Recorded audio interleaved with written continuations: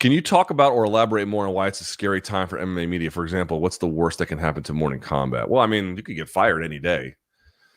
MMA media was never great, but they used to be a lot better at trying to challenge the various power players in the sport. A little bit more like what you get from boxing. Boxing is like crypto, where it's both a scam and decentralized. So MMA fans should like boxing more for that reason. But if I'm being serious, because it's so decentralized and because it's a shared balance of power, at times uneven, but a shared balance of power, the media and also like boxing media is a lot less like new media savvy. Like one of the best things that's happened to them is this Jake Paul stuff, to be honest with you. Not for MMA crowds, for the boxing side, just to get like boxing needed like a youth infusion. It's still suffering. Like you don't have the same kind of like dynamic content from them that you might get more from MMA media. But okay, neither here nor there. You're asking like MMA media was never really that great at it. Again, they used to be better, but it's never been a strong suit. And again, I'm going back to it. Like, what role do they actually serve today? So, like for example, John Nash has done incredible reporting on UFC finances. I find the value of that incredibly strong. Like, okay, I can clearly see that. I think there are like dumbasses like me who have an audience who try to like amplify those ideas and use that for a career. And I also do like, some technique breakdown, but you can get that from a lot of other places too. It's just a question of like what kind of relationship you can build with an audience, but like, what do you need them for? To the extent that if they went away, what would you lack?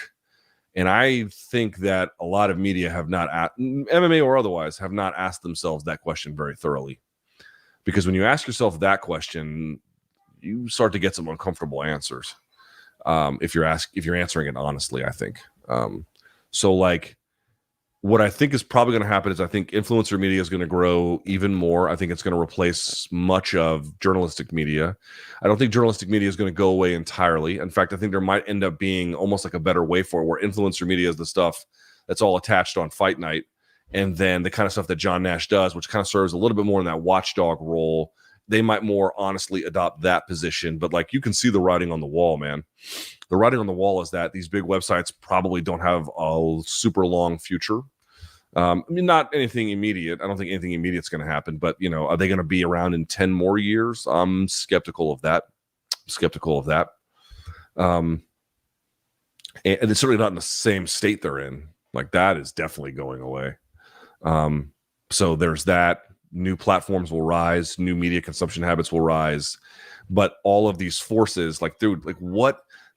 Let me give you one piece of advice that will unify all of this, because it's something I keep coming back to, but I have not stated explicitly.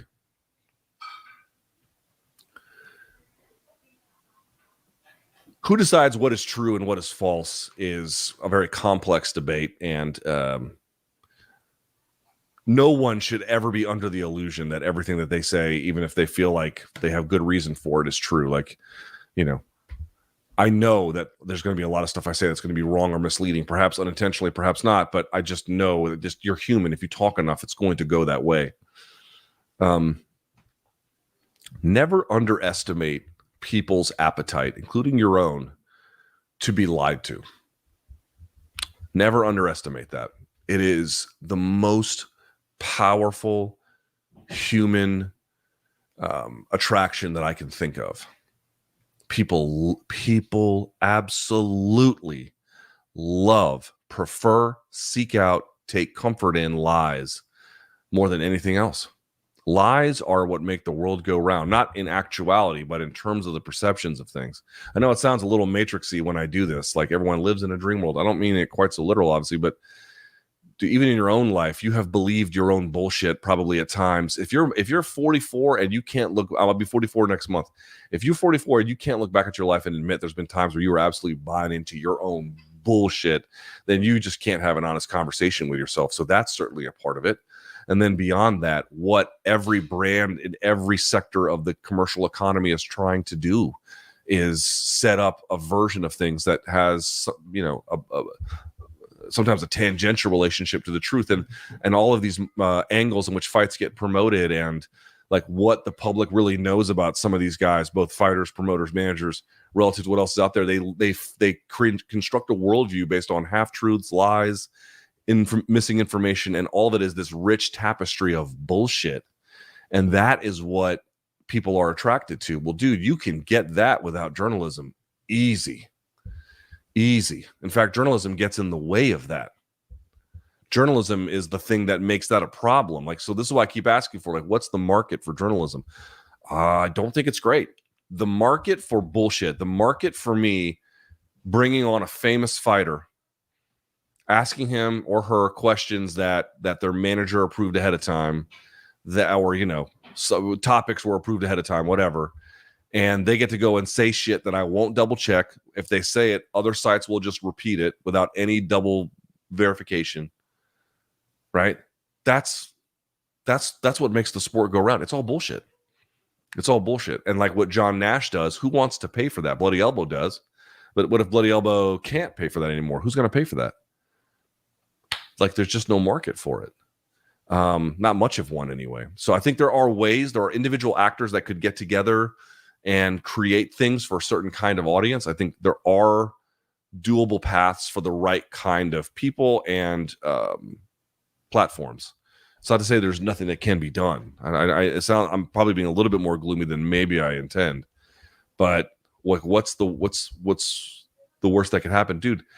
In a world where influencers run media, and I'm not saying that even under the MMA media's best time, this wasn't also true. I mean, whatever. But if you're a fucking dirtbag, let's say you're a dirtbag manager, right? You got like 8 gazillion clients, right?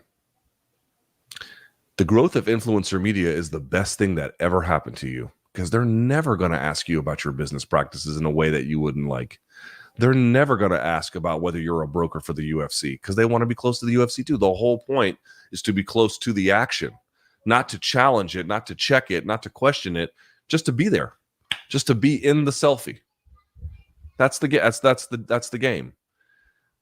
So in that world, you can't even begin to find out what the truth is without doing it on your own. You can't rely on these fucking jamokes to tell you. They're not in that business. They're in the business of, not like we're lying to our audience, but we're in the business of upholding industry fictions that people seem to find pleasant. That's what we're in the business of. That's what that media will do. And that media has significantly more growth potential than anything on the other side. So what's the worst that could happen? Is they just all get replaced, and then you are being fed bullshit from people whose whole business model is the regurgitation of that without any question about whether it's true. Pretty fucking terrible.